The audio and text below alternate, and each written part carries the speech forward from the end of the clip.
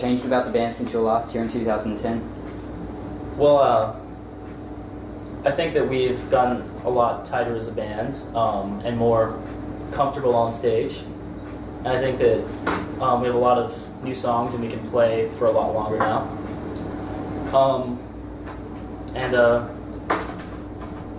Anything else? 3 records, 2 LPs, 1 EP. 2 LPs, 1 EP instead of just 10 songs. Only 8 of which we could play live at the time. So the difference is our set is probably twice as long now. 3 years older, 3 years wiser. We're wiser. Wise for where? So can you tell us a little bit about the new record, Pythons? Pythons was our first record recorded in the studio with a producer. We spent a long time writing it. We had ideas for it from actually the first time we came over here. We were starting to write songs for it. So the material's been floating around for a really long time. And it was sort of recorded all at once in this 6-week period. And you know, it's a bigger sounding record, it's more full. There's still a lot of detail and nuance to it, and I'm really proud of it. A lot of it was written various places.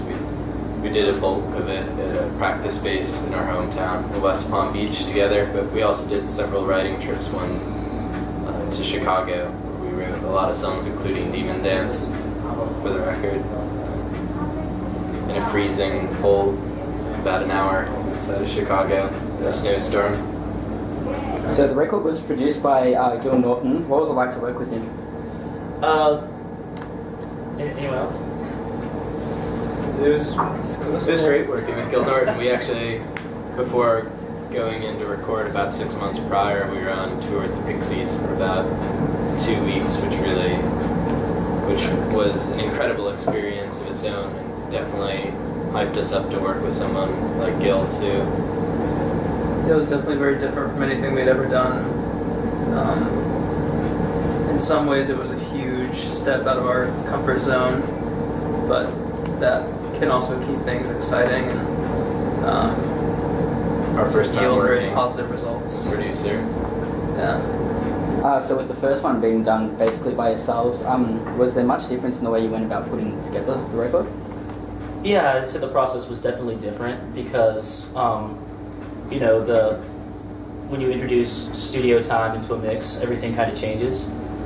So I think we spent a lot of time writing beforehand, when before that, you know, we just recorded the first 10 songs we wrote. And that's kind of how Asper Coast came to be. We were changing things, moving verses around, re-recording vocals, you know, whenever we felt like it. So the pressure of going into a studio with someone like Gil, I think, makes it so that you try out songs in a lot of different ways before you go into the studio. You can try playing them faster or slower, longer or shorter, you know. Unlike Astro Coast, we were also touring a lot more around the writing of this record, which allowed us to play a lot of songs live and really try to feel it out more too, which is unique to be able to test out. So how would you go about comparing the two methods that you've gone with both albums? Well, I think we each handled it very differently. I spent most of the time in the studio crying. I was really sad the whole time. JP was really happy. I really like being in the studio. I thought it was really nice. Yeah. You know, they had a really good espresso machine in there, so Yeah. you work long hours, not a problem. It's definitely much more hands-off, that's for sure. Which, as a result, things move a lot faster. They're both written in the dark, mostly, though. Or recorded in the dark, I would say. They're both caverns. That's our mystery member speaking. No, it was definitely just two completely different worlds, and in some ways it was very positive, and in other ways it was frustrating. But in the end, I think it all worked out. So you recently did a show that was streamed live on the internet. What was that experience like? Well, we've had our shows streamed before, and sometimes we're really happy about it, and sometimes we're not. It was cool.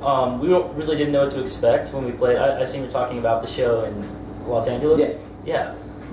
we didn't really know what to expect, and then we showed up, and there were just so many people. And there was people from MySpace there, which we used to use MySpace when our band first started to book shows. It's a great resource for that. You can find a band in a town. You can click on their profile, listen to their music, send them a message, see if they want to play a show with you on a certain date. So it was, it was a trip down memory lane for me. Yeah, MySpace was great for bands who were kind of just starting up and wanted to book their own tours and whatnot. We kind of caught the tail end of that. We got really lucky and got to use that to our advantage. I'd say our first 3 or 4 tours were booked entirely through MySpace. So what else do you guys have planned for 2013? Well, we have a lot of shows booked right now. It's not too crazy, but we're definitely going to be busy a lot. Hopefully we can find some time to smell the roses along the way and keep writing new music. And other than that, just keeping busy. Yeah, staying creative, staying busy, resting up hopefully a bit. Keeping the fans happy, giving them what they want.